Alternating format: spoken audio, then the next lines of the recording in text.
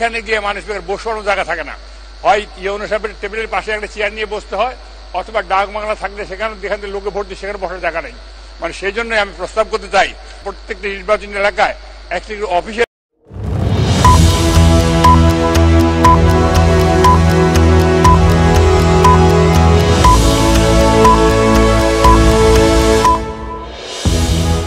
Office আছে। মানে speaker, আমাদের এমপি সাহেবদের নির্বাচনী এলাকায় কোনো অফিস নাই।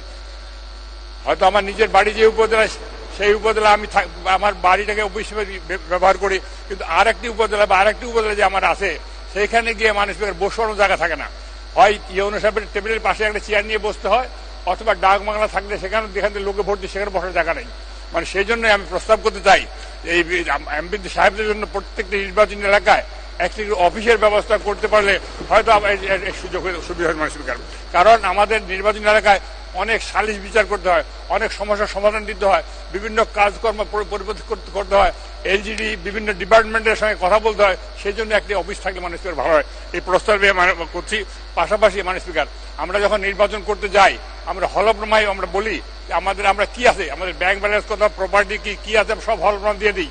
তারপরে এটা 5 বছর পরে যখন আবার হলফনামা দেই, এটা কতটুকু বাড়লো, কত 100 গুণ না 500 গুণ বাড়লো, এটা পত্রিকায় বিভিন্ন নিউজে বিভিন্নভাবে আসে। মানে স্পিকার, আমাদের সবকিছু আমলনামায় চলে আসে, কিন্তু আজকে সরকারি কর্মকর্তা যারা কর্মচারী যারা প্রথমে চাকরিতে ঢুকেন, তারা যে হলফনামা দিতেন, দেওয়ার পরে চাকরি করে 5 বছর 10 বছর পরে তাদেরও যে এরকম আলোচনা সমালোচনা হতো, তাহলে আমার দুর্নীতির যে চাবিটা এটা হয়তো বন্ধ হইতো।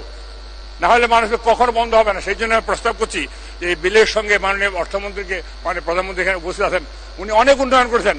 আমি সৌদি আরবে গিয়েছি, সেখানে এক দোকানে গেলাম, তুমি কোথাও বাংলাদেশি, কোথাও শেখ হাসিনা, উনারা বাংলাদেশ ছিলেন না, কিন্তু শেখ হাসিনা কিন্তু মানে স্পিকার সেই মক্কার মধ্যে দোকানে গেছে, তারা এইভাবে বলে।